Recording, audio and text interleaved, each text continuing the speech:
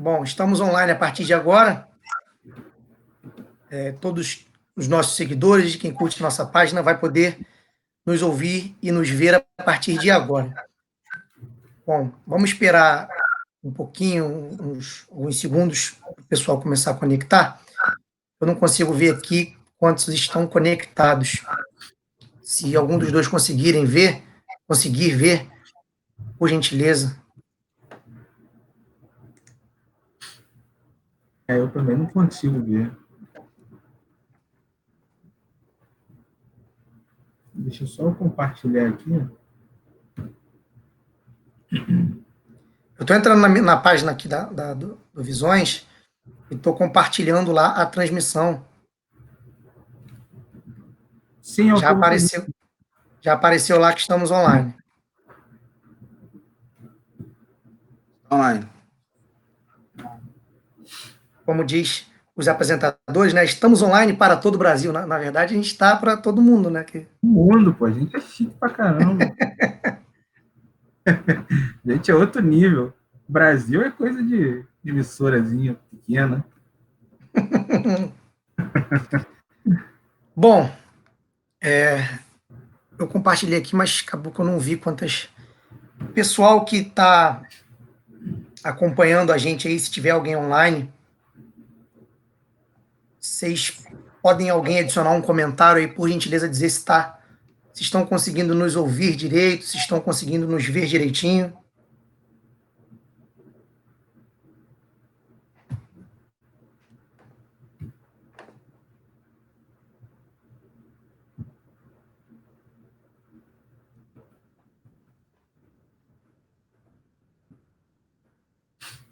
Bom, obrigado, Vitor. O Vitor disse ali que está ok. Muito obrigado, Vitor. Bom, gente, quero agradecer a presença de vocês aqui, né, na nossa live.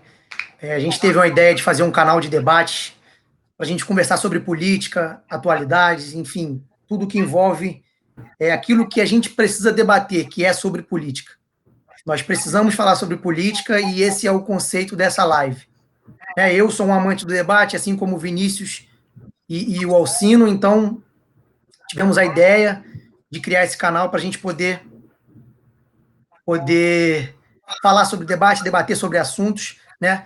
Por isso o nome do canal é Visões Independentes, porque nós não temos vínculo político com nenhum partido, com nenhum canal, com nada. Então, daí veio o nome do canal de Visões Independentes, né? Porque são visões diferentes, visões distintas. Por vezes teremos a mesma visão sobre um mesmo assunto, mas acredito que, na maioria das vezes, até mesmo para o bem do debate, nós teremos uma visão diferente do mesmo assunto. Então, pessoal, a gente separou aqui alguns assuntos para falar com vocês, para falar para vocês hoje, né, que envolvem diretamente a política nacional, né? E eu vou iniciar aqui, cada um, só para ficar claro para todo mundo, cada um dos debatedores terá 3 minutos para falar sobre o tema, tá? E aí, assim que eu der o briefing sobre o assunto, o pessoal vai começar, nós começaremos, beleza?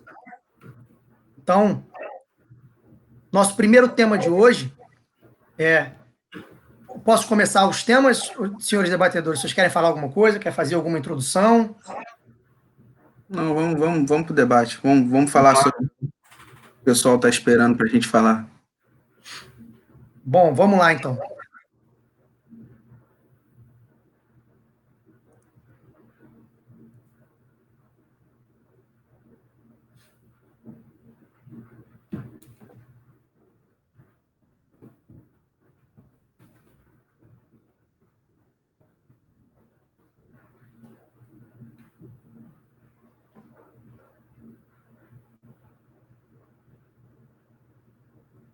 Bom, o primeiro tema que a gente tem para debater, recentemente a gente viu que o presidente da República vem participando frequentemente e assiduamente de todas as manifestações bolsonaristas, vamos dizer assim, é um termo que o Alcino gosta bastante de usar nos seus debates.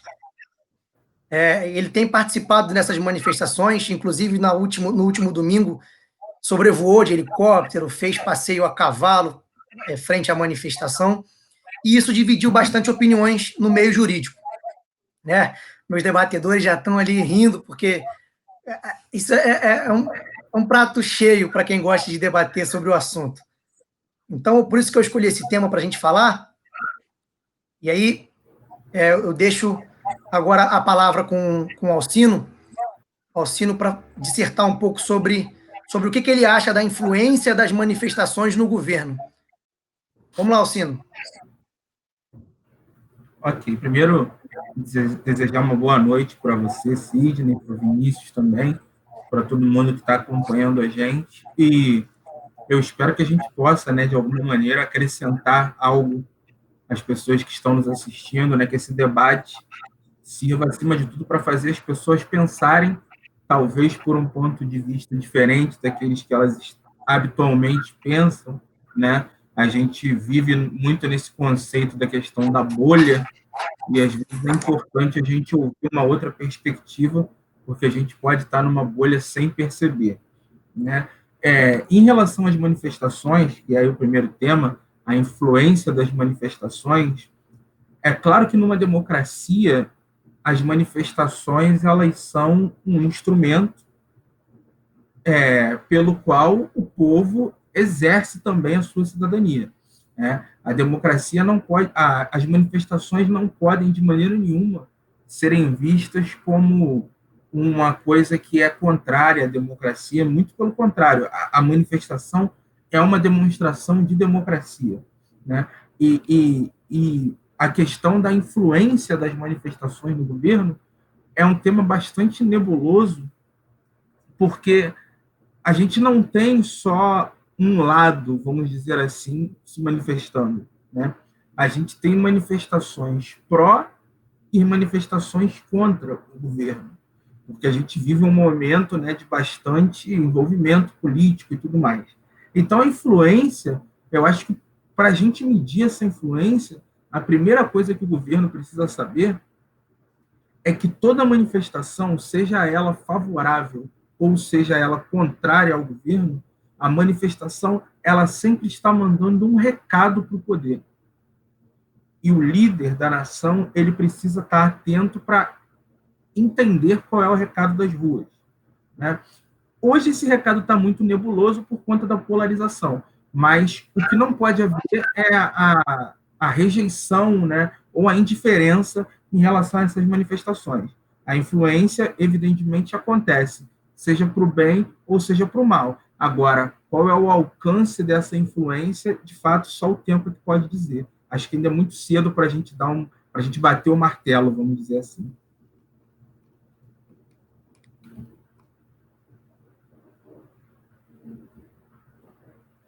Entendi. Bom, vou falar um pouco sobre o tema agora, né? Embora eu tenha dado o briefing do assunto, eu vou falar um pouco sobre ele também. Né? E a minha ideia, eu não discordo muito da sua fala, Alcino. Eu concordo com ela em parte. E a grande questão ali de Bolsonaro participar das manifestações é o que o conteúdo das manifestações envolve. Até que ponto as manifestações, o conteúdo das manifestações pode atrapalhar o governo ou influenciar o governo, vamos dizer assim, no que tange ao discernimento total daquele tema. Porque nós vimos muitas manifestações pedindo fechamento do Supremo Tribunal Federal, pedindo fechamento do Congresso Nacional, e o ato de manifestar-se por si só já vamos dizer assim, já faz parte da democracia. Mas o conteúdo da manifestação, o que ela quer dizer em si, o que o povo carrega naquelas faixas, que o presidente participa e faz questão de participar, de discursar, de mostrar para o povo que ele está ali e apoiando aquele tipo de manifestação, óbvio, é uma manifestação democrática, sim, embora haja margem para discussão, partindo do ponto de vista que é uma manifestação que pede o fechamento de uma instituição federativa, uma instituição da República, que é o Supremo Tribunal Federal, que é o órgão máximo do Poder Judiciário. Vamos nos manifestar? Vamos. Sim, é democrático, claro. Mas me manifestar para algo que, vamos dizer assim, seria antidemocrático, é até um pouco contraditório falar manifestação democrática pedindo uma coisa que seria antidemocrático. E eu acho que a influência desse tipo de manifestação no governo é muito negativa. Muito negativa não só do aspecto político, mas também do aspecto econômico. Porque quando o presidente, isso a gente viu nas notícias, na mídia há pouco tempo, toda vez que o presidente fez participação em uma manifestação pedindo o fechamento do Congresso, pedindo o fechamento do Supremo Tribunal Federal, as bolsas de valores, a Ibovespa, por exemplo, teve queda de 2,75% na segunda-feira. Entendeu? Ou seja, isso não é só ruim para a política, isso é ruim para a economia. E nós sabemos que quando determinado assunto afeta diretamente a economia, isso é uma reação em cadeia. Quem é atingido na ponta da lança é o povo. É o povo que precisa do governo. Então, ou seja, a minha ideia é de que, obviamente, o presidente, ao participar disso, ele perde política, ele ganha com os seus apoiadores, vamos dizer assim. Quem conhece o Bolsonaro e acompanha ele há um tempo, sabe que ele é assim mesmo, e esse jeito dele é truculento, é bruto, grosso, e ele gosta desse jeito dele, ele acha que isso está lindo. Na época da eleição foi lindo. Só que eu acho que ele deveria mudar um pouco a postura, que a partir de 2019, de 1º de janeiro de 2019, ele passou a ser um chefe de Estado. Ou seja, isso requer umas atitudes diferentes das atitudes de campanha. É político, mas eu acho que a influência da manifestação nesse sentido que eu citei, expressamente nesse sentido que eu citei, de manifestações antidemocráticas, vamos dizer assim, tá? Eu acho que essa influência é muito negativa no governo, politicamente e economicamente.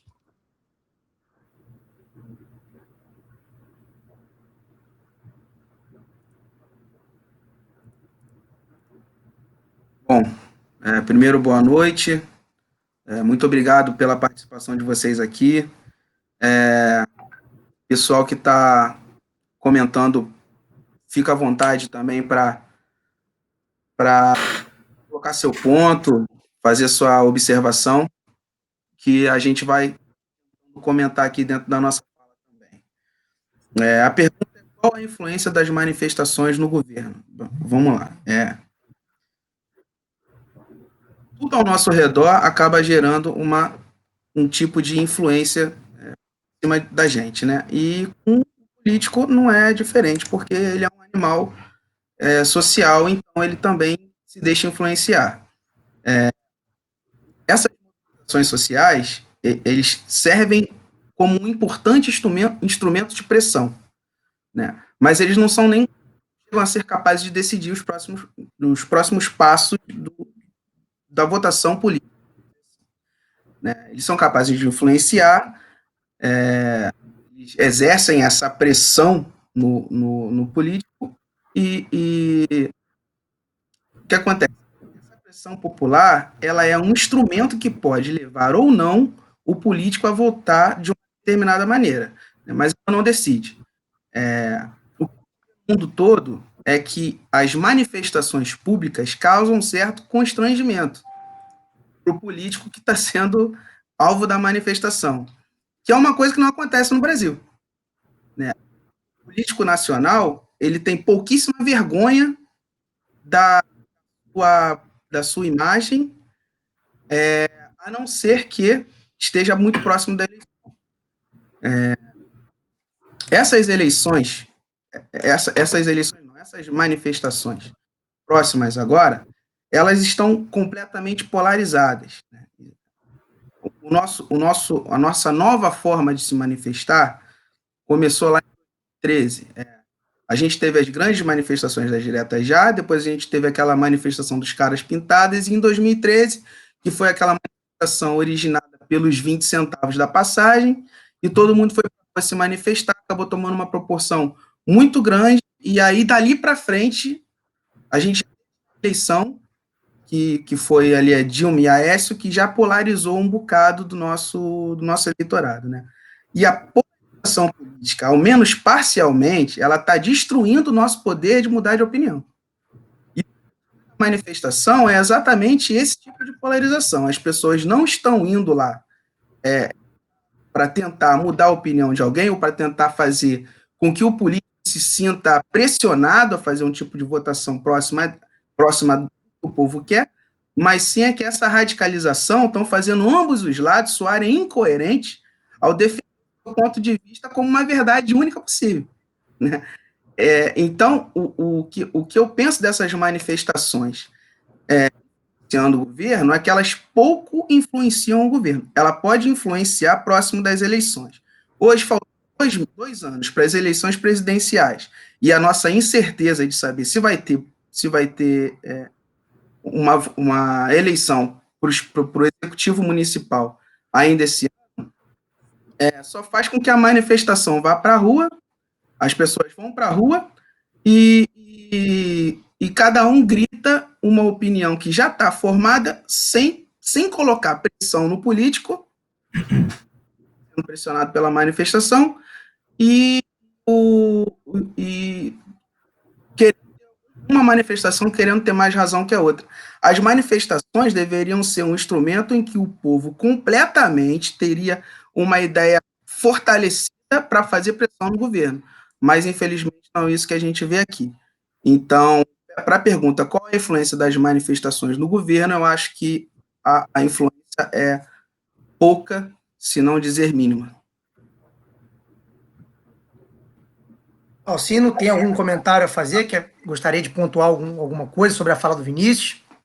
Sim, sim. Eu concordo com o Vinícius, eu acho que a influência da manifestação é muito pequena, e eu acho que o motivo principal disso é o fato de que o Bolsonaro, ele me parece que ele simplesmente não está nem aí para as manifestações que são contrárias a ele. Então, você tem uma manifestação onde as pessoas vão lá e tratam ele, né, de uma maneira como se ele fosse o melhor presidente da história, e você tem manifestações que tratam ele como se ele fosse o pior presidente da história. O problema é que ele não ouve nenhum lado nem outro. O Bolsonaro, na minha opinião, comete um erro, e por isso que eu o considero, já deixo isso bem claro, para mim o Bolsonaro é um caso perdido, não tem como ele melhorar, porque ele escolheu ouvir as pessoas erradas. E a pior coisa que um líder pode fazer, no meu entendimento, principalmente um líder político, é escolher ouvir as pessoas erradas. Então, quando você só ouve pessoas que dizem que você está sempre certo, a sua tendência é sempre afundar cada vez mais, né? Isso daí é uma coisa que já está na filosofia desde Santo Agostinho. Agostinho dizia que ele prefere as críticas que o fazem melhorar, que o faziam melhorar, do que os elogios que o corrompiam, né? E eu acho que quando você está num grupo onde todo mundo te trata como se você fosse a melhor pessoa do mundo, você não tem como melhorar. Então, a influência positiva que essas manifestações poderiam fazer ao governo, principalmente as manifestações que apoiam o Bolsonaro, era apoiar, mas mostrar onde o governo precisa melhorar. Existem ministros do governo do Bolsonaro que são tidos como excelentes ministros e não fazem absolutamente nada. Eles passam o dia todo no Twitter e ninguém cobra nada deles.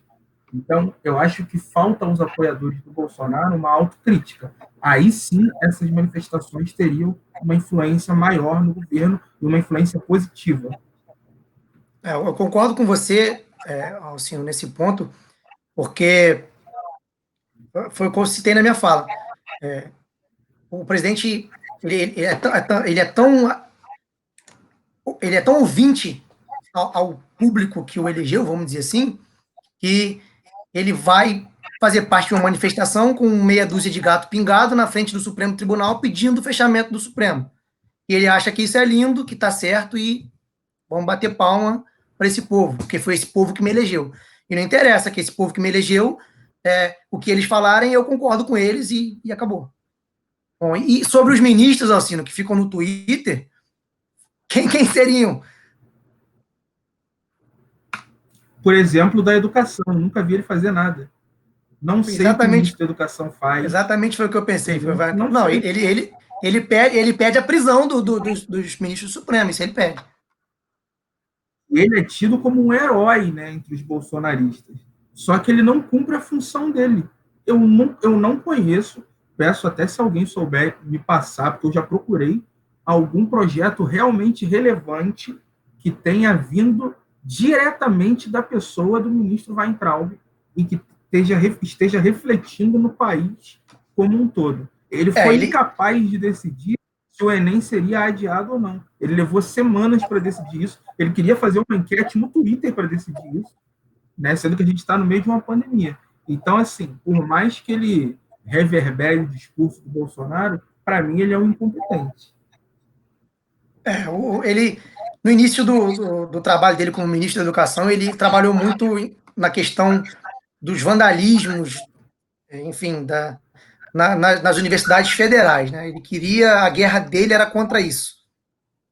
Eu não sei aqui se alguém conhece o interior de uma universidade federal, sabe como isso funciona, sabe como aquilo lá é para algumas pessoas, não vou generalizar, tá? Para algumas pessoas, como aquilo lá funciona e para que serve aquilo lá. A guerra dele era bastante sobre isso, mas concordo em parte com você. Mas ele não apresentou uma solução, né? Ele não apresentou uma solução. Não apresentou solução. Ele foi para uma foi chamado por uma comissão parlamentar para discutir o assunto, tomou ofensas de um, ofendeu outros, mas enfim, como a maioria das CPIs que são feitas, já tem aquele ditado popular que desde antes de eu me entender por gente, acabou mais uma vez em pizza. Bom, podemos passar para o segundo tema? Tem mais alguma coisa a pontuar? Só pontuar aí a tua opinião nas faculdades federais. Claro. Porque o que acontece nas faculdades federais são estudos relevantes e a maioria deles muito essenciais. Inclusive, se não fossem os estudos das universidades federais, nesse momento a gente estaria muito pior na questão da pandemia. Então, concordo com a visão do Weintraub, de que as faculdades federais são, como é que ele falou, antro de... Enfim, dizendo que lá acontecem coisas que não devem acontecer. Bom, qualquer reunião de jovens acontecem coisas que não pode acontecer, né? Nós já fomos jovens e a gente até em reunião de ministro acontece. Pois é. Agora, a fala dele que generaliza que na Universidade Federal não acontece nada que preste é uma coisa completamente equivocada. E eu não ia conseguir dormir direito se eu deixasse você falar isso sem não, eu fui claro, eu falei que não ia generalizar, eu fui claro. Mas beleza, vamos para o próximo tema. Bom, até porque a gente já passou bastante tempo.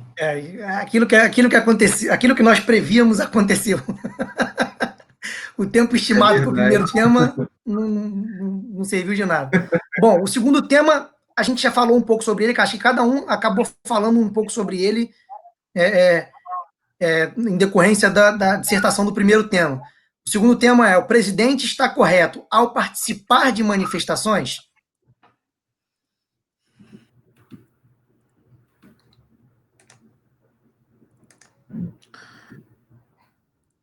Vai lá, Silvio.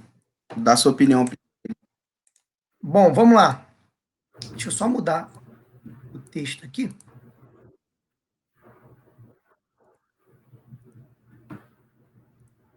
Bom, eu acabei já adiantando um pouco da minha opinião sobre esse tema na minha fala anterior, né? Eu acho totalmente democrático, quem quer que seja, manifestar-se sobre qualquer assunto, obviamente que não afronte nenhuma norma da nossa Constituição, nenhuma norma, enfim, nenhum ato, nenhum texto legal, vamos dizer assim, né? O meu ponto de vista é muito contrário à participação do presidente em manifestação, dita antidemocrática, né? O povo se manifestar, sim, é democrático, é direito do povo. O povo tem o direito de se manifestar. Isso está na nossa Constituição, isso faz parte do nosso ordenamento jurídico. O que eu acho que não cabe ao presidente, eu não estou dizendo ao povo se manifestar sobre isso, tá? Estou dizendo ao presidente participar de uma manifestação, como eu já disse antes, que pede o fechamento do Supremo Tribunal Federal. Porque eu não concordo com os ministros. Eu acho um absurdo o ministro fazer isso. Eu acho um absurdo fazer isso. Eu acho que é de amplo consenso entre nós três que o STF vem praticando uma série de irregularidades nos últimos tempos. Eu acho que ninguém vai discordar de mim, nenhum dos dois vão discordar de mim. Né? Como disse um professor, dizia não, né? Diz que ele ainda é vivo, um professor meu da época da faculdade que dizia que o STF é a instância que erra por último. E ele não está errado, ele está certo. Porque depois do STF a gente não tem mais a quem recorrer. Então, enfim, ainda que eu não concorde com muitas das atitudes, com muitos dos atos, eu não tenho o direito de pedir o fechamento do Supremo Tribunal Federal baseado num suposto artigo da Constituição Federal que diz que as Forças Armadas podem fechar o Supremo Tribunal Federal. E esse, inclusive, é um dos temas que a gente vai discutir um pouco mais à frente. Eu não vou entrar nesse mérito agora. Enfim,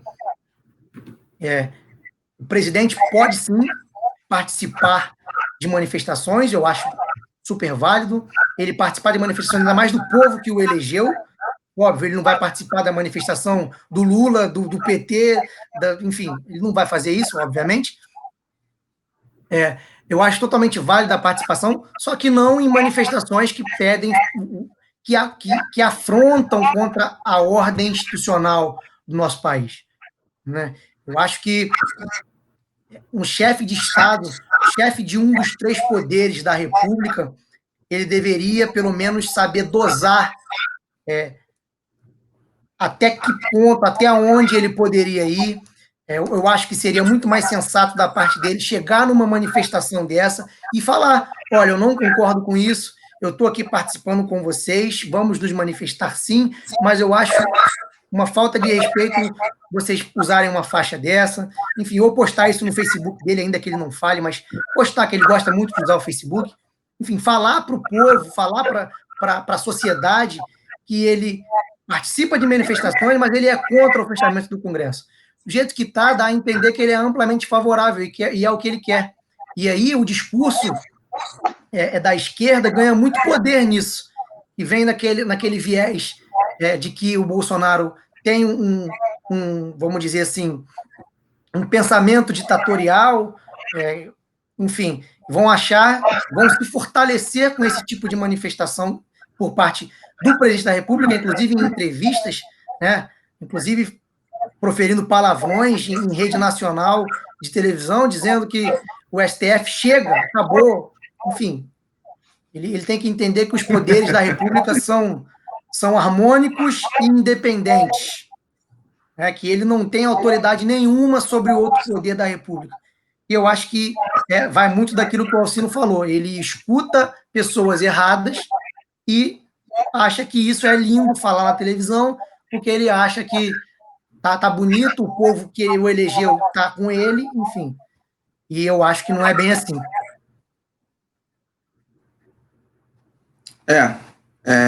Não dá para negar que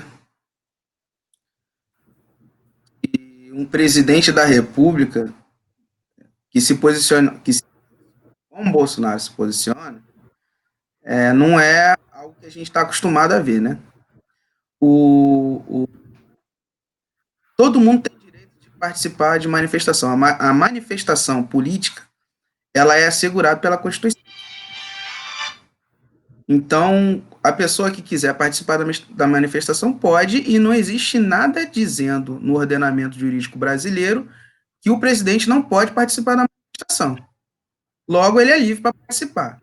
Agora, como o Vitor disse aqui nos comentários, um presidente da República não deve participar de uma manifestação em que pede o fechamento de um poder da República, né?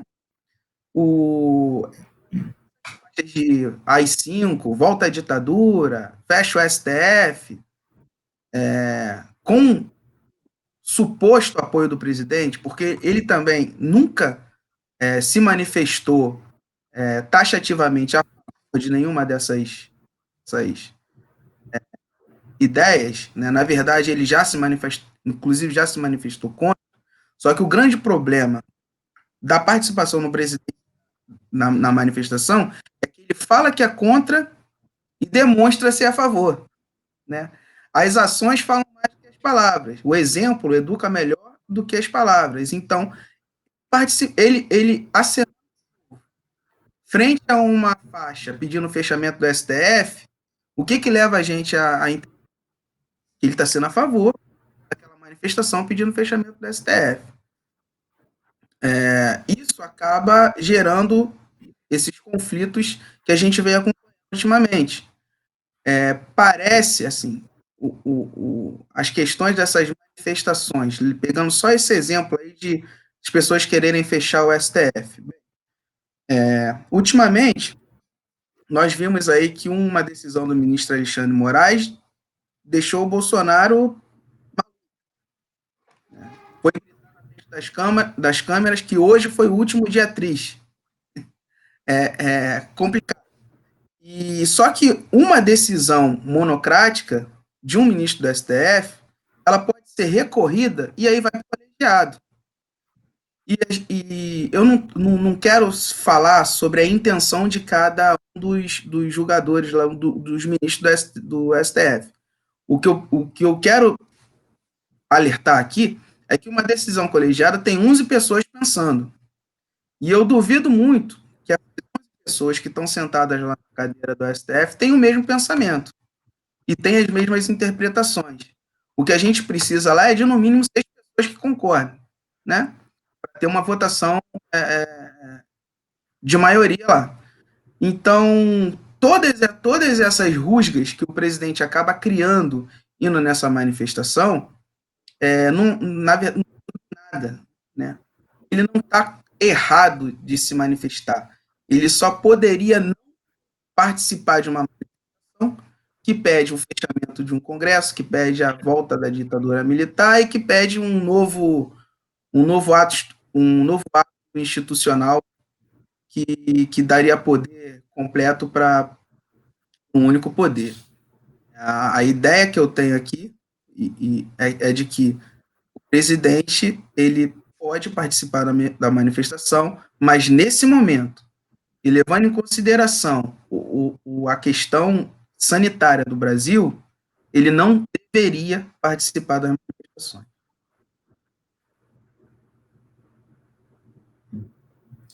Eu queria pontuar algumas coisas em cima do que vocês disseram primeiro. O Sidney falou que o presidente tem todo o direito de ir a uma manifestação do povo que o elegeu.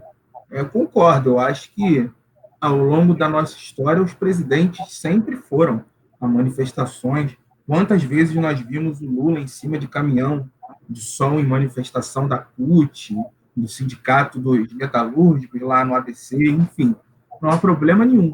O problema é por que ele está indo lá e o que está em pauta nessa manifestação. E aí entra o que o Sidney disse. O Sidney disse o seguinte, o presidente tem todo o direito de ir numa manifestação do povo que o elegeu. Eu concordo. Mas o que eu discordo é que esse pessoal que está nessa manifestação não é o povo que elegeu o Bolsonaro. Esse pessoal que está na manifestação é uma fatia muito pequena dos eleitores do Bolsonaro. Porque você tem, no eleitorado do Bolsonaro, uma fatia muito maior de pessoas que o elegeram e não concordam com essa pauta. E você tem uma fatia já muito significativa de pessoas que o elegeram e já não o apoiam mais, inclusive. Então, o que acontece ali é que tem um grupo muito pequeno de pessoas que defendem uma pauta, que não representa a pauta da maioria do eleitorado, inclusive que elegeu o Bolsonaro. Ali é uma pequena parcela. E aí, qual é a questão? Ele fala que é contra, mas ele vai à manifestação. E a política, ela é feita de ações, mas ela é feita também de símbolos. Então, quando ele vai a uma manifestação, ainda que ele diga que ele é contra, a partir do momento que ele se faz presente nessa manifestação, ele está simbolizando, ele está sinalizando que até um determinado ponto ele concorda com aquela pauta. Porque ele chega lá e não diz nada contra o que está acontecendo. Então, nesse contexto, eu acredito que o presidente, de maneira nenhuma, deveria participar das manifestações. Manifestações que pedem o fechamento do STF. E aí, nós estamos aqui com 3 pessoas que têm formação na área jurídica. É claro que as discussões do STF podem ser discutidas. Eu sou da opinião de que o STF não erra tanto quanto dizem. Ele erra, mas a maioria das coisas que as pessoas dizem que o STF está errado, ele não está. Só que ele não está lá para tomar decisões populares, ele está lá para tomar corretas juridicamente falando. E a maioria das pessoas que pedem, pelo menos das que eu vejo nessas manifestações, quando elas são interrogadas a respeito de questões jurídicas, elas nem sabem do que elas estão falando. Vai fechar o STF e vai botar quem no lugar? Por que fechar o STF? A maioria das pessoas que vão a essas manifestações, eu não vou nem dizer a maioria, mas assim, pessoas que vão a essas manifestações nem sabem exatamente qual é a função do STF. Então, isso é o problema da política. Ela vive muito mais de ecos do que de vozes. Então, eu só repito o que alguém disse. Muitas vezes eu nem sei porque eu estou defendendo aquela pauta. E esse é um problema. É claro que há decisões que precisam ser discutidas. O STF erra, assim como o Executivo erra, assim como o Legislativo erra, o Judiciário também erra. Agora, você partir daí para o princípio que tem que fechar o STF, quem é que vai fazer a função do STF, então? É o Bolsonaro que vai fazer? Então, é muito fácil a gente reivindicar determinadas coisas, mas não se apresenta uma solução. É porque eu, o Sidney e o Vinícius não precisamos apresentar solução nenhuma. Porque se a gente tivesse solução para apresentar, a gente ia lá e se candidatava. Agora, a partir do momento que alguém se predispõe a ser presidente da República, não adianta nada essa pessoa ficar fazendo discurso na internet se ela não apresenta soluções. Eu não elegi, eu não votei para que o presidente fique no Twitter falando coisas. Eu votei para que faça coisas pelo país. E eu vejo muito mais falação do que ação propriamente dita. Então, nesse contexto de manifestações, o presidente não deveria participar de maneira nenhuma, na minha opinião. Pegando um pouco o gancho aí no que o Alcino falou, eu já corroborou bastante o que eu tinha dito antes, né? Só com ressalva da parte que você acha que ele não deveria nem ir à manifestação. Enfim, um dos comentários dos nossos amigos aqui, o Sidney Rodrigues, disse que fechar o STF é expulsar o juiz do jogo de futebol. Olha, dependendo do juiz, às vezes é melhor expulsá-lo. É melhor haver um consenso lá, ó, de que, ó, se for falta, fala. Às vezes é melhor expulsar o juiz do que deixar o juiz ladrão lá, né? Bom, aí abre margem para discussão, né? Eu já parto da ideia de que o STF nada mais... O Alcino disse ali, né, que muitas das pessoas que vão à manifestação do Bolsonaro, as manifestações pedindo o fechamento do Supremo, nem sabem o que o STF é, o que o STF faz. Eu tenho uma opinião muito clara sobre isso. O STF nada mais é do que o escritório dos ricos e poderosos. Essa é a minha opinião. Minha opinião como cidadão.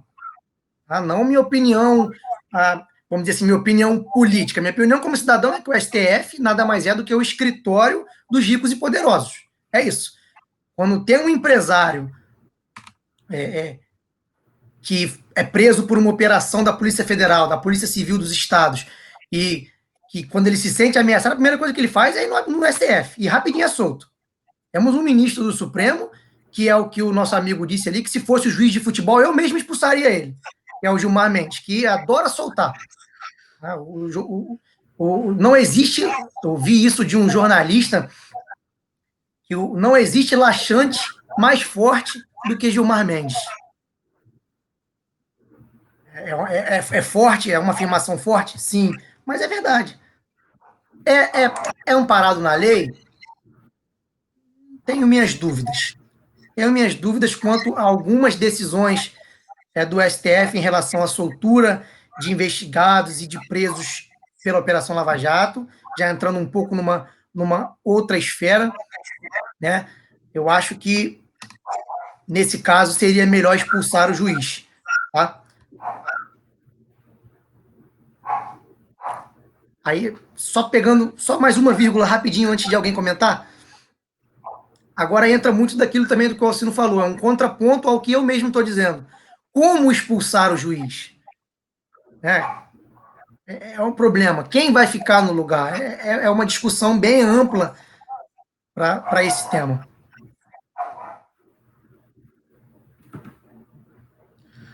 Eu só quero fazer uma ponderação aí sobre o que você está falando sobre do STF ter o juiz do STF seja um juiz ruim e seja um juiz que atende aos grandes empresários. A gente tem que lembrar também que os grandes empresários têm grandes advogados que têm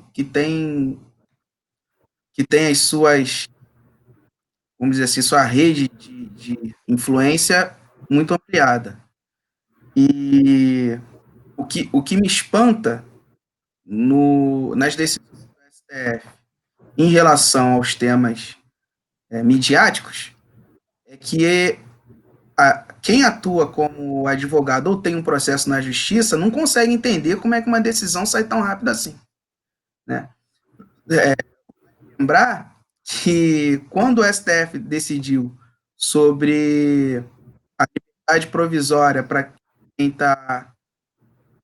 tem recurso em segunda instância, não tem decisão definitiva, que a prisão podia ser revogada, demorou 1 dia e meio para as pessoas que estavam soltas, as pessoas que estavam presas com bons advogados, terem o seu alvará de soltura. Mas eu garanto para você que dos presídios tem um monte de pessoas lá que poderiam estar fora da prisão, se beneficiando dessa decisão do STF, que não estão. Então, a questão aí não é só o mau juiz do STF, porque eu mais a concordar com o Alcindo na questão de que eles erram muito pouco. Porque as questões no STF deixa pouca margem para você errar também. Porque a gente já está ali, a nossa Constituição tem 30 anos, né? Já tem mais de 30 e poucos temas não foram ainda esgotados. Poucos temas ainda para falar sobre alguma coisa. Então, as questões que chegam no STF, elas precisam ser jogadas de maneira rápida, mas o que me espanta aí é o agente que vai se beneficiar com essa decisão, porque para eles vai muito mais, a marcha processual corre muito mais rápido, mas eu acho que entra mais a questão do poder financeiro, de poder pagar grandes advogados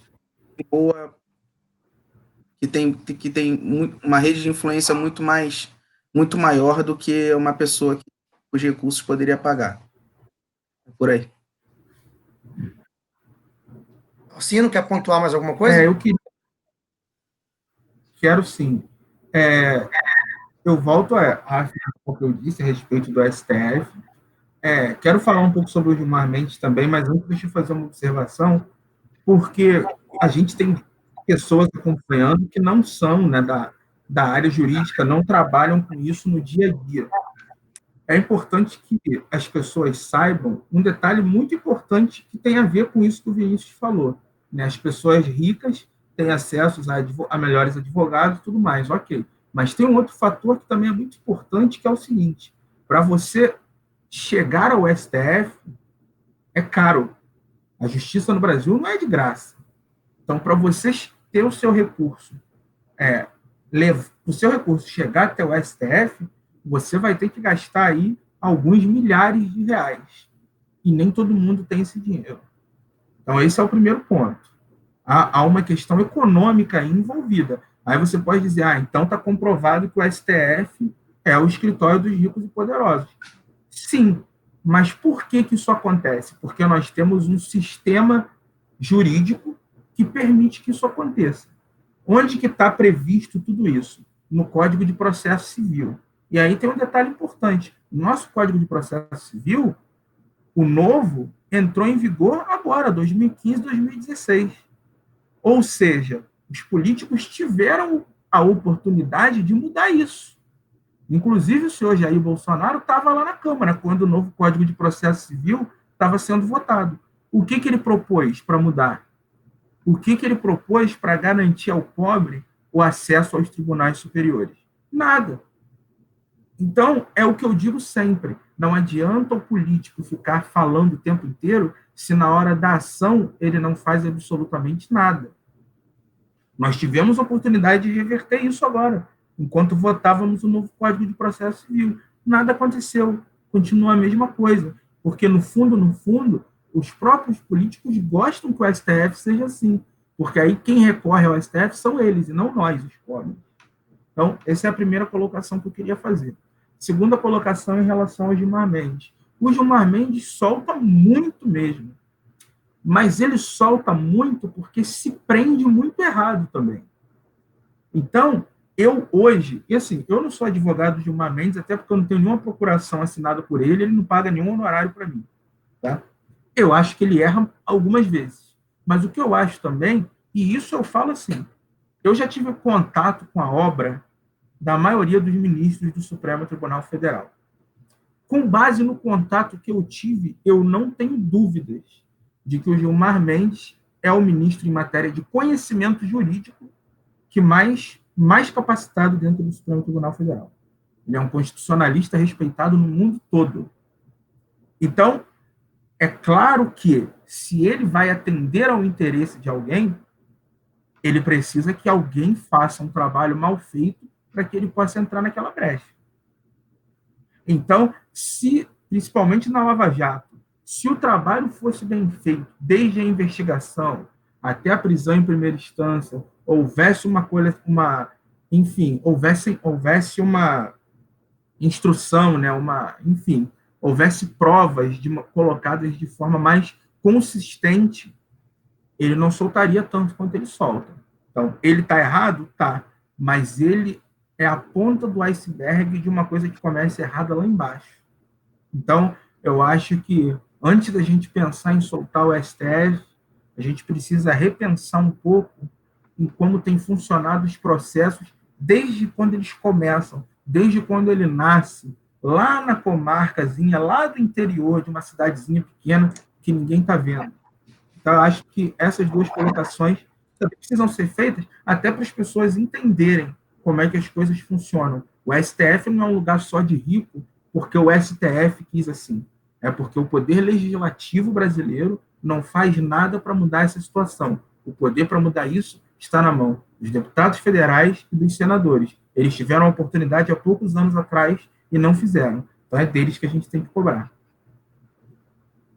Só pontuando um item da sua fala, Alcino, eu não tenho muito a discordar de você, eu não tenho muito a discordar de você em relação a isso, mas na parte que você fala que o Gilmar Mendes erra, eu vou ampliar aí, você citou antes que o Supremo erra, ele erra pouco, você falou, o Vinícius concordou isso com você, eu acho que o Supremo não pode errar. O Supremo é a mais alta corte judiciária do país. Contra uma arbitrariedade do Supremo, contra um erro do Supremo, não há quem recorrer. Não tem jeito. Podemos olhar nos tratados de acordos com as Nações Unidas, alguma coisa nesse sentido, buscando tentar uma instância superior que não adianta, não tem. O Supremo errou, o polo passivo desse erro do Supremo vai sofrer, não tem jeito. E é aí que o que eu gostaria de frisar um pouco. Eu acho que a mais alta instância judiciária do Brasil não pode errar. um dos seus 11 ministros, são 11 ministros para cuidar de um sistema judicial de mais de 200, vamos dizer assim, acho que a população brasileira hoje é 250 milhões de habitantes. 10, né? Por aí. Enfim, que seja 200 milhões de habitantes, vamos botar um número assim. Ainda que seja 210, ainda que seja 150. Eu acho que um ministro do STF não pode se dar o luxo de errar. Ainda mais errar em benefício próprio ou em benefício de algum aliado, de algum parente, como é o caso do Gilmar Mendes. No caso um pouco antigo aí, do caso do Barata, que é o cara dos transportes do Rio de Janeiro, que foi padrinho de casamento do Gilmar Mendes. Sim. Aquilo ali, para mim, acho que para todos nós, acho que a gente não vai discordar disso, aquilo é uma das piores coisas que já se viu lá dentro do Supremo Tribunal Federal. É claro que ele mandou soltar o seu padrinho de casamento por influência, é óbvio. Tem aquilo que você disse, pode ter tido um erro em alguma das etapas que precederam a investigação, a prisão. Pode ter acontecido? Pode, mas eu não acho que isso tenha sido o real motivo da soltura, né? Enfim, esse era a minha pontuação. Não sei se o Vinícius tem mais alguma coisa a acrescentar.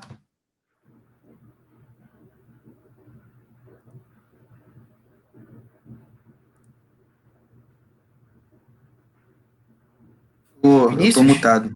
Não, tá. Estamos Não, veja, eu até tenho, cara. Porque é um tema que a gente pode guardar para o próximo debate. O pessoal que está acompanhando está se manifestando com muita interação aqui. A gente pode levar isso para um próximo debate, mas acho melhor a gente não se alongar, mas não. A gente estava falando se o presidente está correto de participar das manifestações e acabamos descambando para falar o que serve e o que não serve no STF, enfim. Acho melhor a gente ir para o próximo. Tudo bem, vamos passar para o terceiro tema, então? Vamos lá. Bom, vamos lá.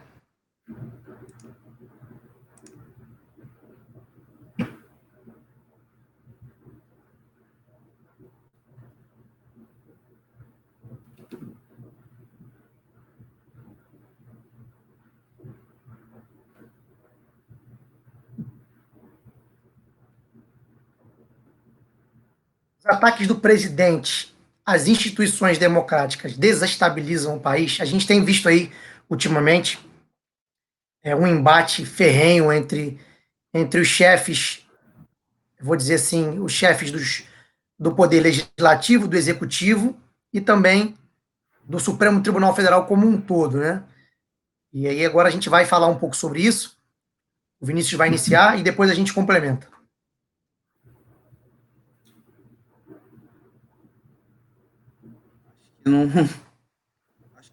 E que a gente, dessa vez, ninguém vai ficar muito longe da linha de fala, porque indiscutivelmente um presidente não pode atacar, um presidente eleito democraticamente não pode atacar uma instituição democrática dentro do Brasil.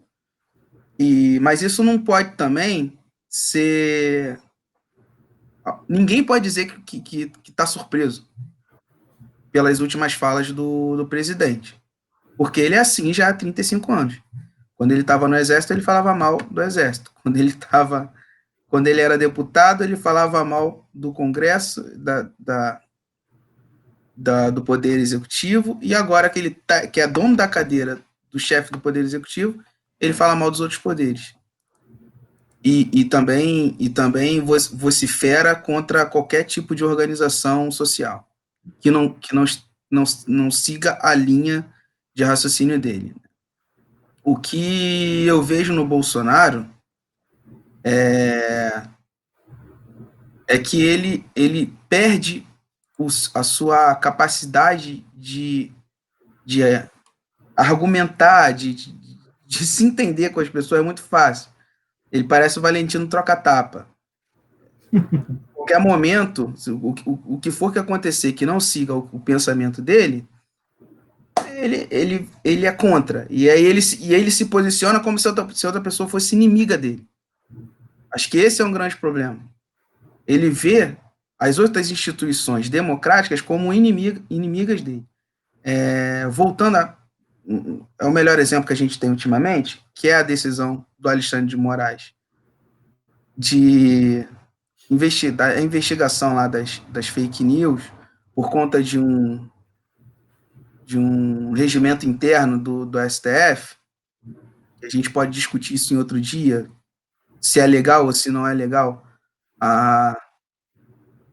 esse tipo de investigação pelo STF sem o aval do Ministério Público, mas numa situação dessa, o Bolsonaro entendeu essa decisão como se fosse uma grande afronta. E foi uma decisão que acabou não levando a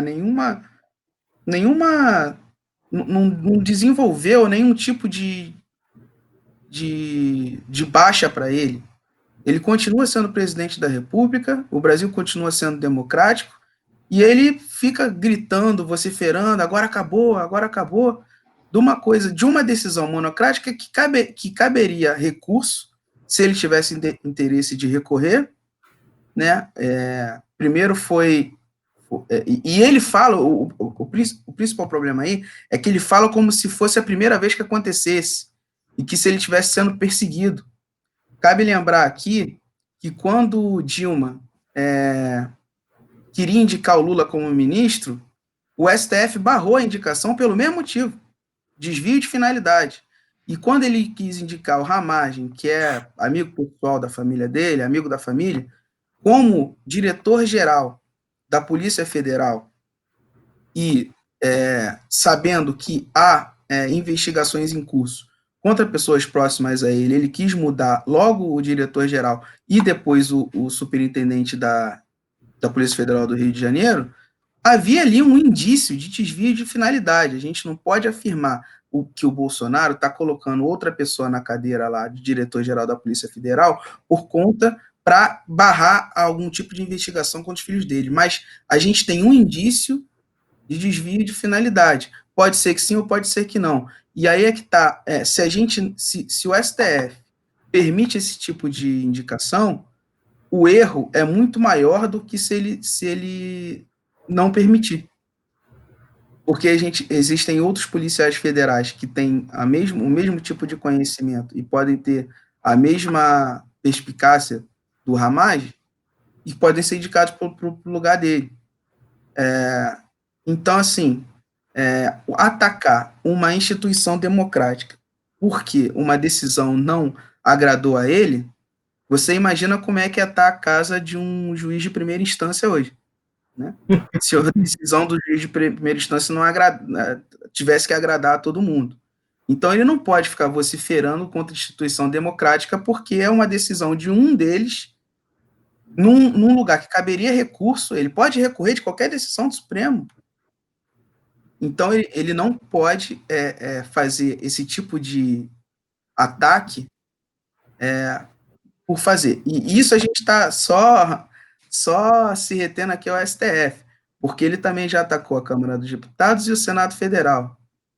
Né? Então, e aí a gente sempre vê, ultimamente, o Rodrigo Maia, quem diria, colocando pano quente, dizendo que precisamos argumentar, precisamos falar e tudo mais.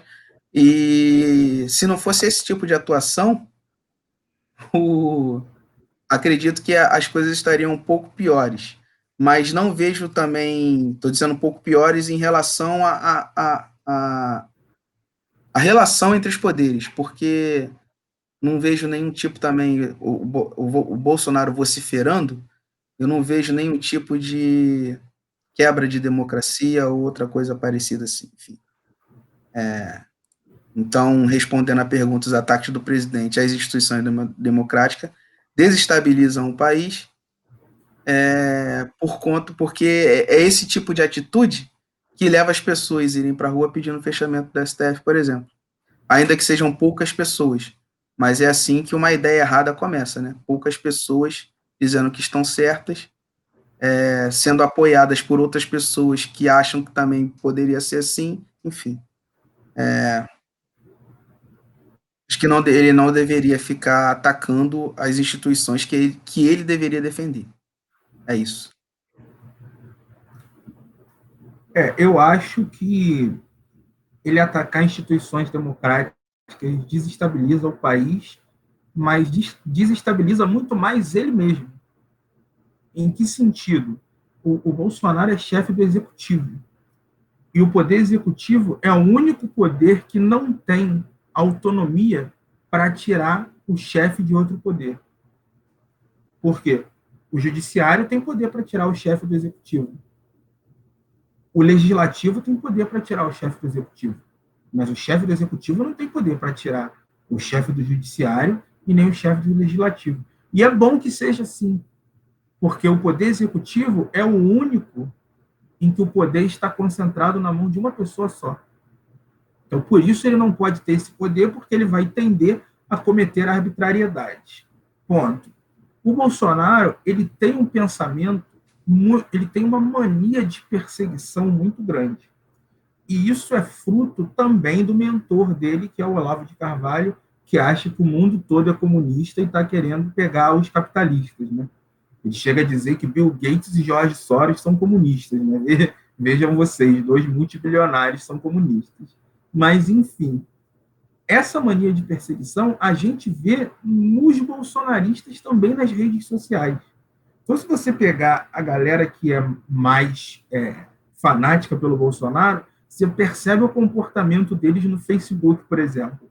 O Facebook tem regras de conduta. E aí, o que eles fazem? Eles ficam ferindo essas regras de conduta o tempo inteiro para o Facebook bloquear a conta deles. Aí, quando o Facebook bloqueia a conta deles, eles criam outra conta para dizer que o Facebook está bloqueando eles, está perseguindo eles. Então, é essa coisa o tempo inteiro de perseguição. E o Bolsonaro vive nessa espiral. Então, ele acha que está todo mundo perseguindo ele e ele não percebe que ele está se prejudicando, porque quem está se desestabilizando é ele. O discurso de um impeachment do Bolsonaro, até alguns meses atrás, era uma piada. Hoje, ele vem a cada dia ganhando mais forma. É claro que isso não vai acontecer agora, mas já é uma hipótese que nem o mais fanático dos bolsonaristas pode rejeitar. Porque é uma discussão que já está sobre a mesa. Então, o chefe do executivo, quando ele ataca as outras instituições, ele tem que pensar que ele está desestabilizando o país, sem dúvida, mas ele está cavando a própria cova. Ele está desestabilizando muito mais a si mesmo do que ao país. Então, eu acho que desestabiliza, sim, o país, mas o maior prejudicado disso é o próprio Bolsonaro. Bom, eu acho que, como o Vinícius falou no início, esse assunto a gente não vai ter debate, né? A gente vai concordar em gênero, número e grau. Eu discordo um pouco do que o Alcino disse, tá? Mas vou na mesma linha. O chefe de um dos poderes não pode simplesmente, como o Vinícius disse, vociferar, uma palavra que ele gosta, né? Não pode sair por aí falando, criticando, vamos dizer, no popular, esculhambando o chefe de outros poderes e nem as instituições em si. Ele não fez isso exclusivamente com o chefe da. Ele não criticou o Rodrigo Maia, ele não criticou o ministro Dias Toffoli. Não. Ele fez com as instituições. Com as instituições. O que é pior ainda. Estou vendo o Vinícius balançar a cabeça negativamente, mas eu acho ainda pior, Vinícius. Se ele critica o Rodrigo Maia, ok, ele está criticando a pessoa do Rodrigo Maia. Quando ele critica o Congresso Nacional, é um pouco diferente. Verdade. Eu vou dizer que é muito mais pesado do que se ele criticasse só o Rodrigo Maia, né? Isso é tão fácil a gente perceber que esses ataques desestabilizam o país, porque nas últimas colocações do Bolsonaro contra o STF, o Ibovespa teve 6 pregões seguidos de queda brusca. Ou seja, é muito claro que isso desestabiliza. Acho que não tem muito argumentos contrários a essa questão. Se ele tem razão nas suas colocações ou não, é um outro assunto. Eu não vou entrar nesse mérito. Não vou entrar nesse mérito se ele está certo ao criticar o Supremo ou se ele está certo ao criticar. Criticar, eu estou falando uma palavra boa, né? Porque ele não só criticou, ele fez mais do que isso. Ele atacou, ele passou de crítica, né? Passou um tom de crítica isso. Sem sombra de dúvidas, isso prejudica demais a estabilidade econômica e política do país. E como eu disse lá no início do debate, quando você desestabiliza um país economicamente, é um rio de correnteza água abaixo. Não volta essa água. Para voltar, óbvio, ela vai voltar depois de um tempo, mas quantos sofrerão lá na ponta da lança até essa água estabilizar, até essa maré tranquilizar? Demora bastante. Eu não tenho muito mais a acrescentar sobre esse assunto. Se vocês quiserem falar alguma coisa sobre. Só em relação à economia mesmo, que se a gente se perguntar, né, se a gente tivesse em mão R$1 bilhão, você investiria no Brasil? Num momento desse em que o Brasil, eu não vejo o Brasil instável democraticamente, mas há uma certa instabilidade em relação ao que esperar do Brasil no futuro. E como o Alcino falou, já se ventila, ainda que muito morno, uma possibilidade de um novo impeachment. E a gente vai ter em 30 anos 3 impeachments. Nós aqui, que podemos ser considerados jovens, pessoas jovens, a gente já viu 3 impeachments. A gente já viu 2, desculpa, mas a gente pode ver até um terceiro. Isso para um país que se orgulha de ter a segunda ou quinta, agora não me falha a memória, democracia do mundo, não é muito bom, né? Porque quando a gente vota num presidente, quando o presidente é eleito, a gente não imagina que ele possa sair. Então, economicamente, se você fosse um investidor e tivesse $1 bilhão na mão e tivesse que investir em algum país, dificilmente você escolheria o Brasil nesse momento.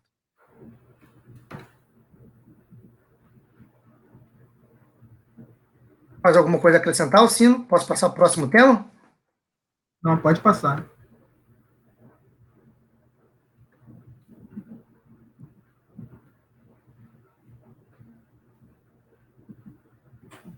Bom, um dos nossos seguidores aí perguntou se a gente não ia falar sobre o papo de intervenção ou ditadura no governo. Aí tá, o próximo tema.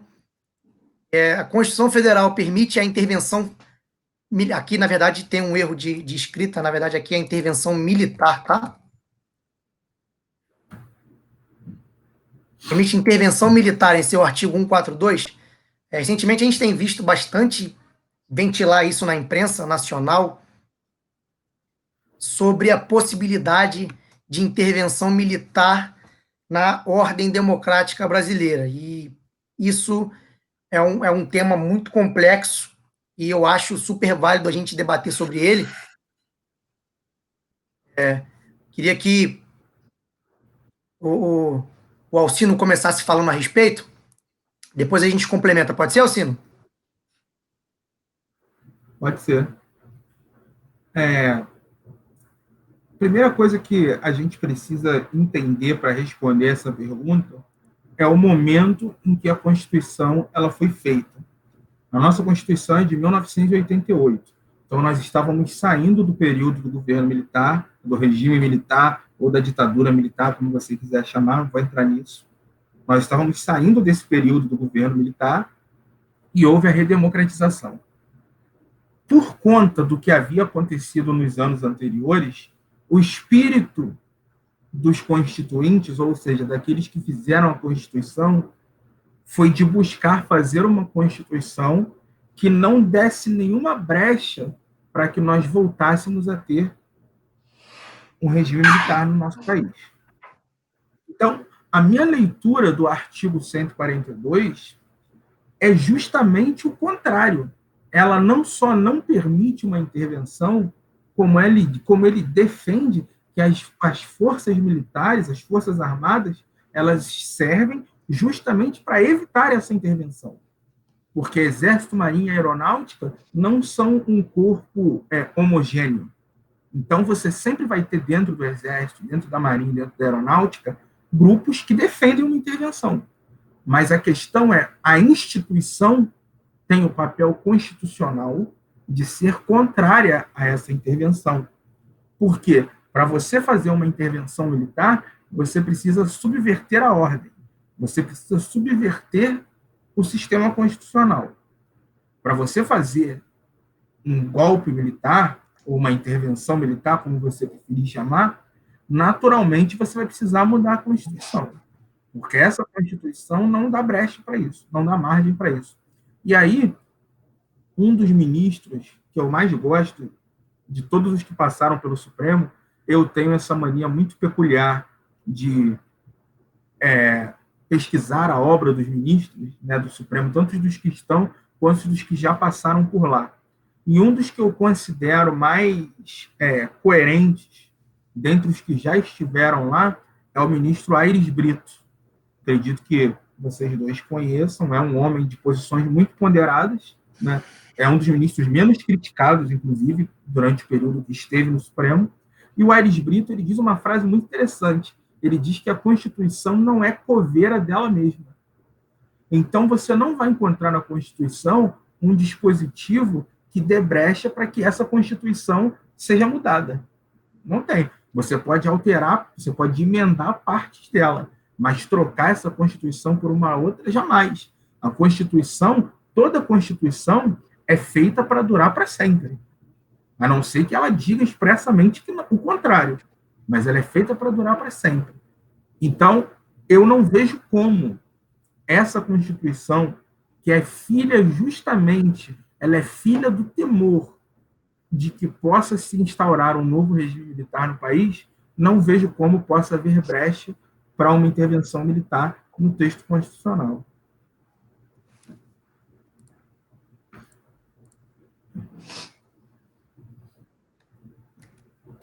Bom, eu particularmente, em parte, concordo com o Alcino, principalmente na parte de que a Constituição ela não pode ser trocada, vamos dizer assim, né?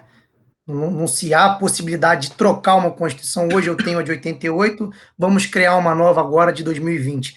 Até porque a nossa Constituição, embora ela tenha lá no início todo o poder emana do povo, ainda que o povo assim o quisesse, de criar uma nova Constituição, seria um pouco mais complexo do que simplesmente vamos usar o artigo 142, que a própria Constituição diz, vamos chegar lá, vamos fechar Supremo, vamos fechar Congresso, acabou, vamos instaurar tudo de novo.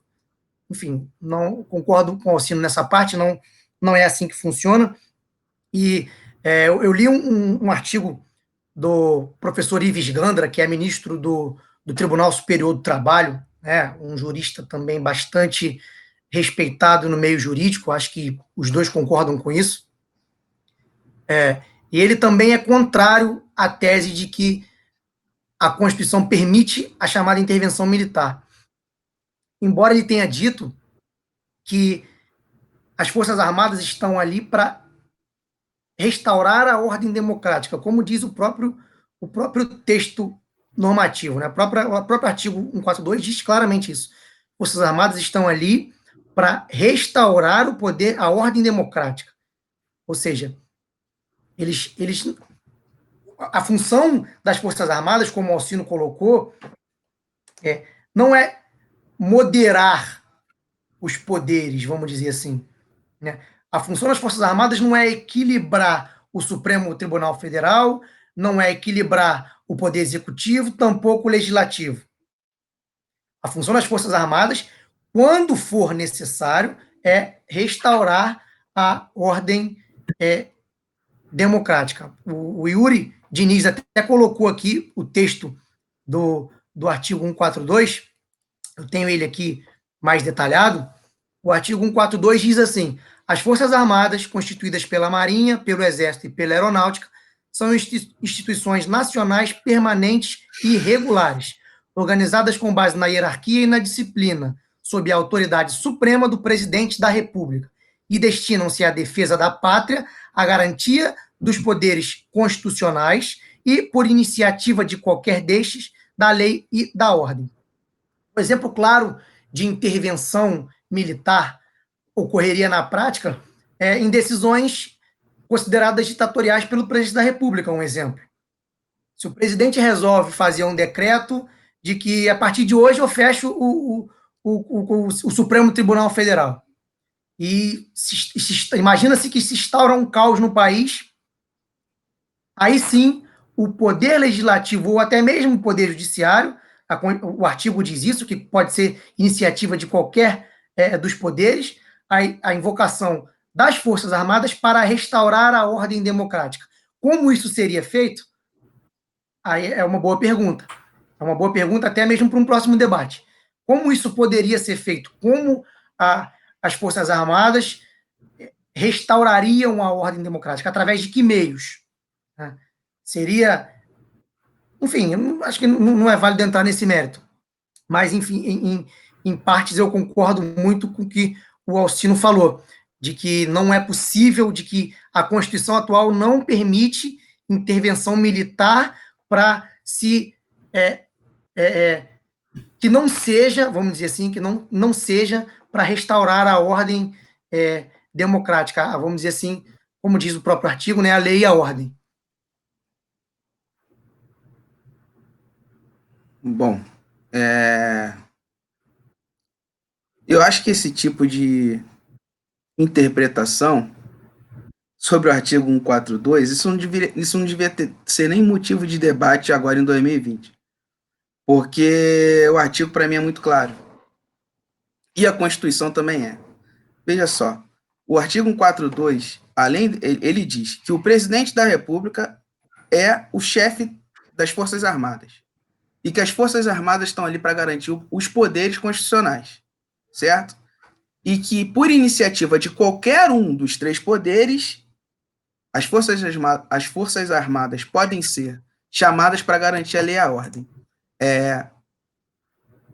Esse artigo era interpretado de uma forma muito simples, até que o professor Ives Granda, 30 anos atrás, levantou a tese de que o artigo 142 poderia dar aso a que as Forças Armadas fossem chamadas para garantir qualquer tipo de poder. Mas não é isso que o artigo 142 fala.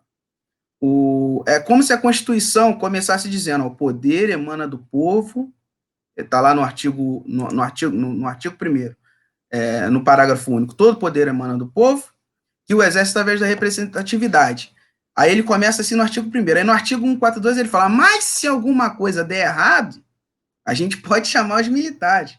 E isso não tem nada a ver, isso é só uma interpretação equivocada. O que o artigo 142 diz é o seguinte: se algum tipo de poder não estiver conseguindo exercer a sua função, eu posso chamar o poder militar para me ajudar. Eu vou dar 2 exemplos do que aconteceram no Rio de Janeiro, tá? Um com a segurança pública. O Estado do Rio de Janeiro decretou emergência na segurança pública. O que o ministro da Justiça e da Defesa fez? Enviou a Força Nacional para ajudar a conter a violência no Rio de Janeiro. É isso que o artigo 142 diz. Essa interpretação de que, por algum motivo, se o STF der uma decisão que o presidente não gosta, ele pode invocar as Forças Armadas para dar um jeito lá no STF. Isso é, cara, como o Gilmar Mendes falou, isso é tese de lunático. A gente pode até dizer, levantar suspeita sobre sobre a conduta do ministro Gilmar Mendes como ministro do STF. Mas a gente não pode, de forma alguma, dizer que ele não é um grande constitucionalista. Ele é um dos maiores constitucionalistas que o mundo jurídico brasileiro já teve. E ele sabe muito bem do que está falando. Outra questão que também foi utilizado o artigo 142 foi nas últimas eleições. Veja, o primeiro exemplo que eu dei, quem chamou as Forças Armadas a ajudar foi o Poder Executivo. nas últimas eleições que tiveram no Rio de Janeiro, quem chamou o poder, quem chamou as Forças Armadas a ajudar na segurança para a votação foi o TSE, o Tribunal Superior Eleitoral. O Tribunal Superior Eleitoral mandou que as Forças Armadas, a Força Nacional, viesse para o Rio de Janeiro para garantir a votação nas áreas de comunidade onde estava havendo conflito. É isso que diz o artigo 142. Qualquer tipo de interpretação contrária a isso foge completamente da realidade, porque a Constituição não ia começar sendo democrática e chegar no meio dela dar uma abertura para que algum tipo de golpe fosse realizado. Até porque quem faz o golpe é o militar. O próprio professor Ives Granda, quando deu essa interpretação para o artigo 142, foi ele mesmo que falou, mas quem vai tomar o poder não é o presidente que vai pedir para as Forças Armadas lá, são os generais do Exército, os generais militares, do Exército não, das Forças Armadas. Então, assim, gente, a gente não deveria estar discutindo se o artigo 142 dá abertura para qualquer tipo de golpe ou intervenção em algum dos poderes. O que o artigo 142 diz é que as Forças Armadas podem ser auxiliares onde um dos três poderes não consegue atuar. É isso.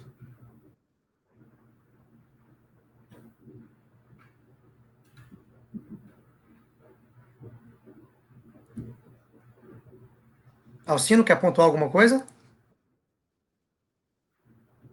Não. Eu quero só fazer um comentário sobre o que o Vinícius falou, que ele iniciou a fala dele dizendo que a Constituição era clara. Eu discordo completamente disso.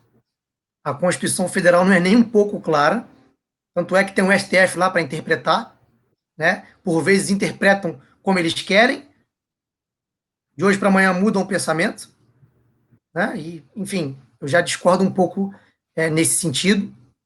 E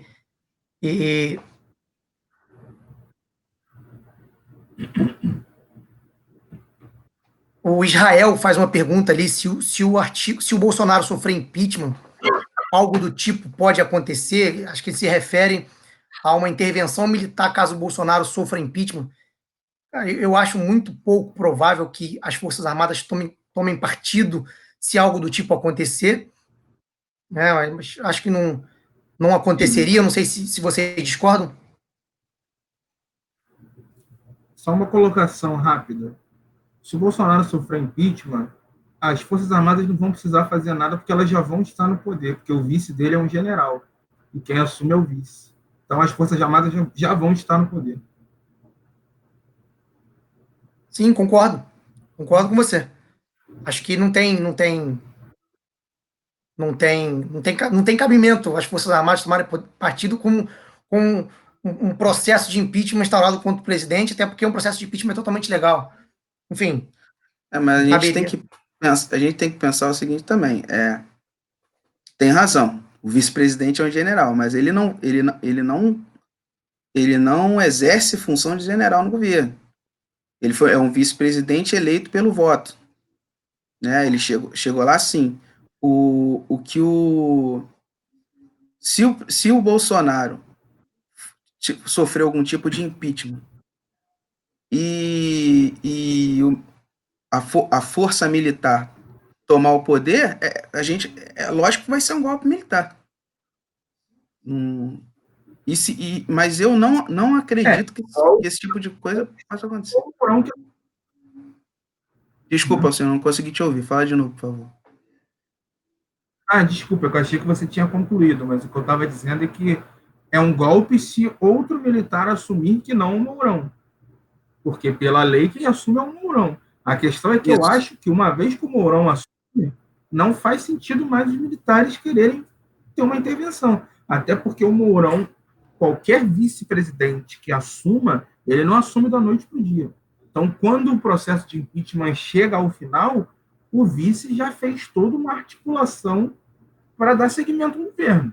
Então, não existe impeachment se o vice não embarcar. Não existe. Então, naturalmente, que se o Bolsonaro sofreu impeachment, você pode ter certeza que o Mourão já vai estar fazendo uma costura política muito antes para que tudo corra bem.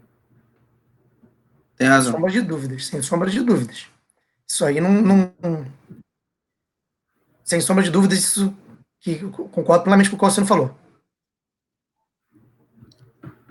O Caio faz um comentário aqui dizendo que ele não é, ele foi general, né?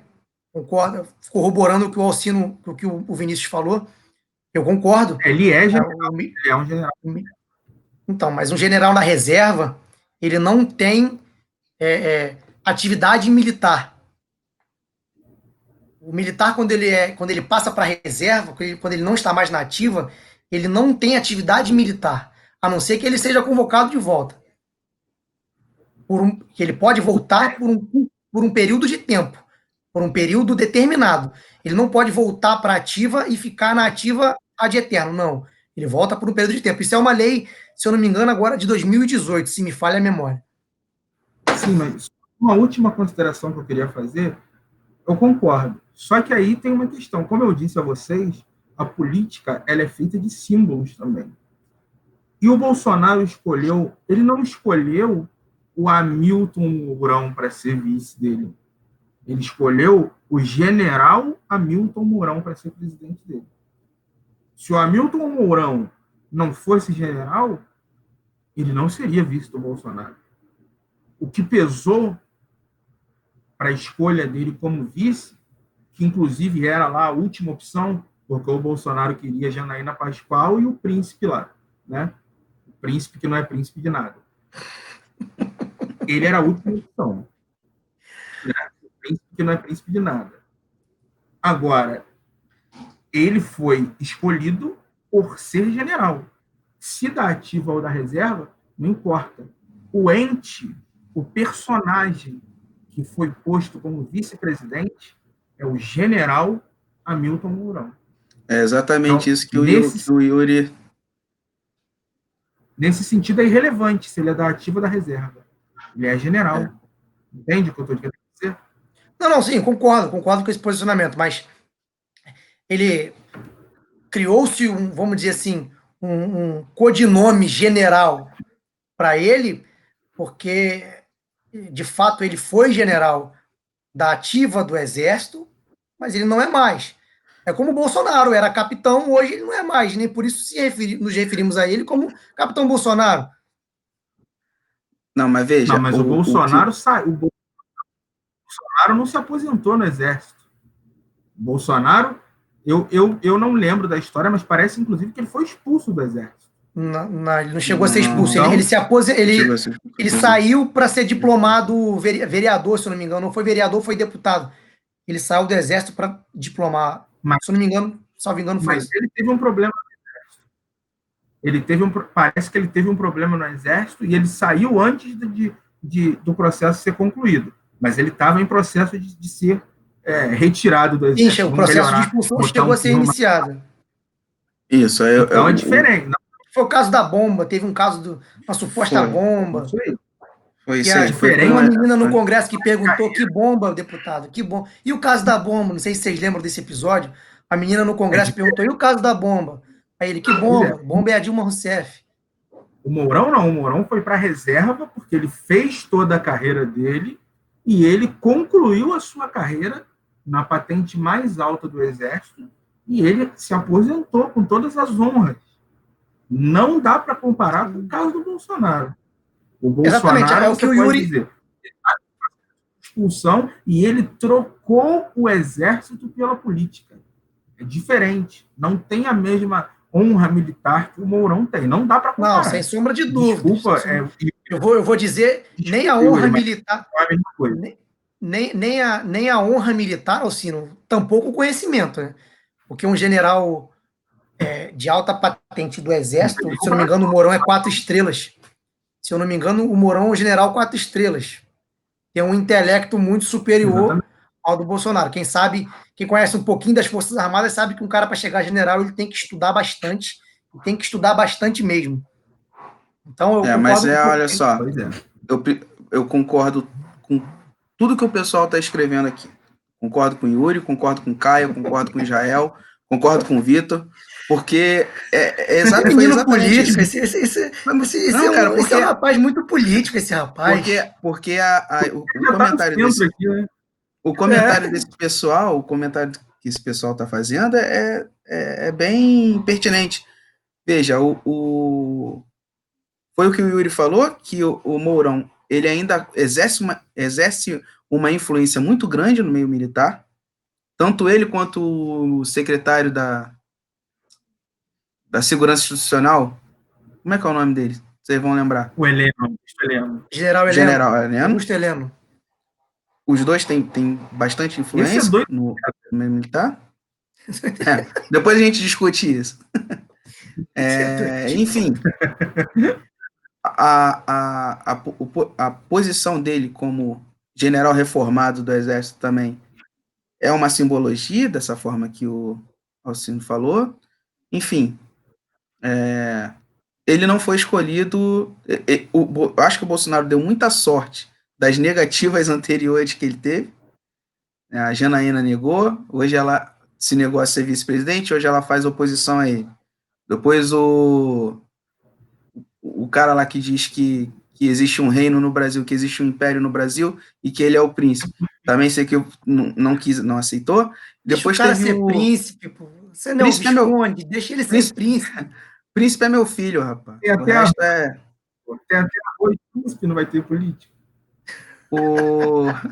Tem arroz nobre agora. Depois ainda teve ele convidou, eu não vou lembrar o nome dele, peço que vocês me lembrem.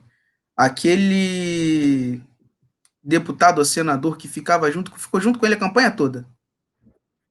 E tinha uma promessa de que ele seria o vice. Magno Malta, ele mesmo. Magno Malta senador, também. Ele foi senador, Magno Malta era senador. Isso. Que não foi reeleito nas últimas eleições, ele não foi reeleito. O Magno Malta, ele chegou a ser convidado e depois recusou também. Enfim. Aí acabou sobrando pro Mourão. Para mim foi sorte. Foi uma sorte na campanha. E isso que aí o pessoal que gosta mais aí da questão militar acabou vendo um peso nessa candidatura e seguiu com ele. Mas é isso. Pessoal que está comentando aí, meu apoio total e restrito. Bom, pessoal, a gente está chegando ao fim aqui da nossa live, né? Eu vou deixar só uma pergunta aqui para os nossos debatedores, eu vou responder também, né? A pergunta que eu tenho para fazer para vocês, vou até colocá-la aqui, uma pergunta um pouco polêmica. Era um de nossos temas, mas devido ao tempo, a gente vai deixar só para uma rápida fala de cada um.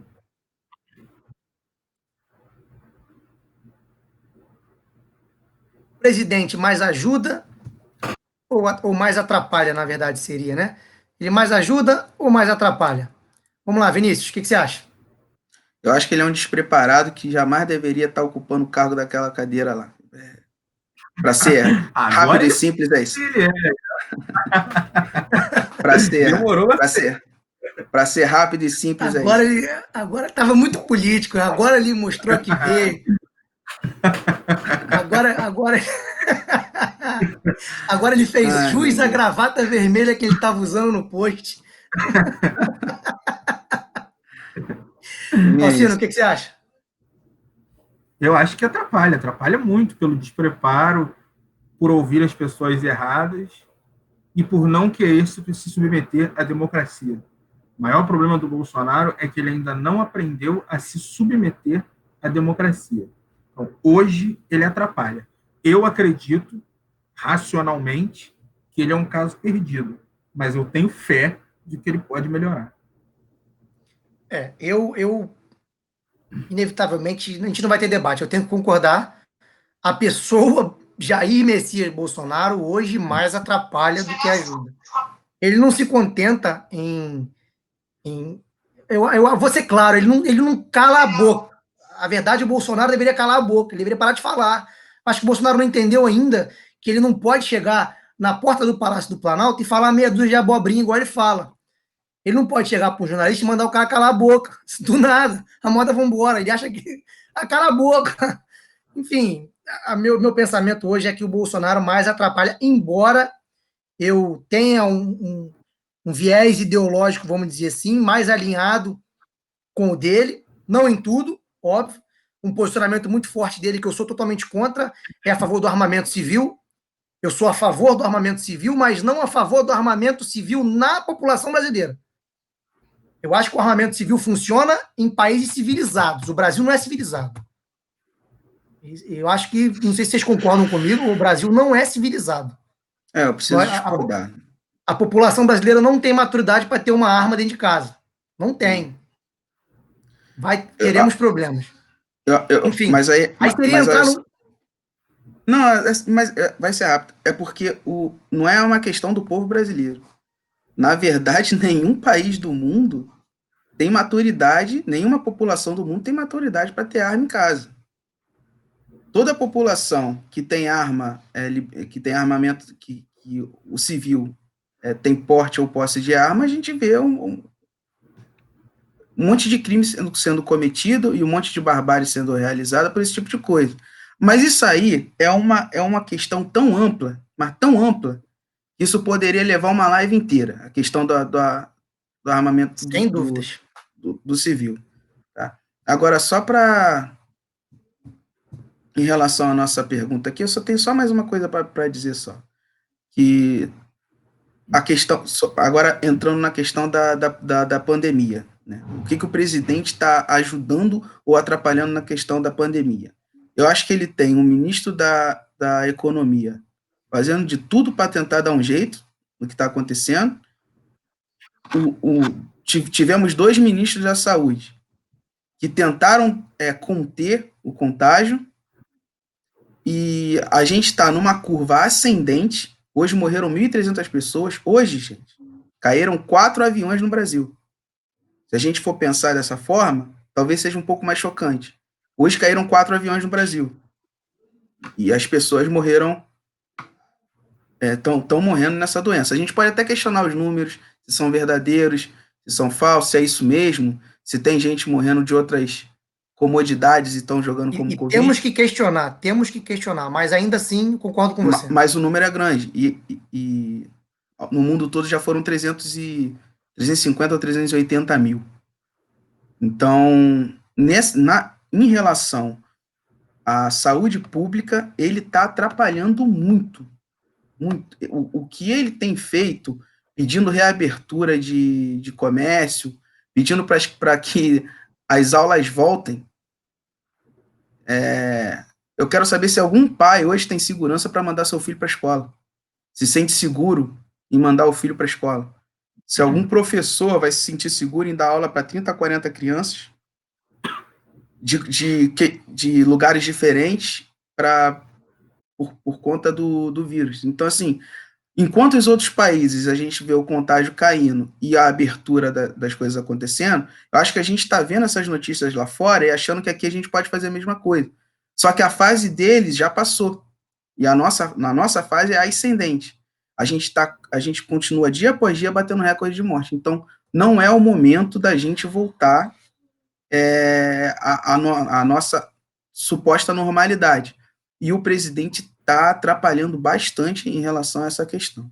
Principalmente porque agora ele colocou lá no Ministério da Saúde uma pessoa que vai fazer tudo o que ele pedir para fazer. Inclusive, hoje ele já exonerou umas 5 ou 6 pessoas lá que o presidente não gostava. Em relação à saúde pública, nessa pandemia, eu acho que o presidente está completamente perdido. Só uma vírgula rapidinho, para corroborar o que o Vinícius disse. Nós estamos no meio de uma pandemia, enfrentando uma pandemia, e não temos um ministro da Saúde. O ministro da Saúde saiu, assumiu o interino, que é um general do Exército, não é médico. Bom, eu acho que quem não é médico não entende de medicina. Podemos discordar, porque também tem advogado. Eu não sou advogado e entendo um pouco de direito, então essa minha afirmação pode não ser verídica, mas eu acho que no meio de... Sim, eu estudei direito, então. Mas faz sentido, assim, né? Faz sentido, exatamente. O cara não. Um general no comando do Ministério da Saúde, que, como disse o Vinícius, também não está ajudando. Enfim, é isso. Bom, para agradecer aqui, primeiramente, aos meus amigos Alcino e Vinícius, que toparam participar dessa live comigo aqui para falar um pouco sobre política.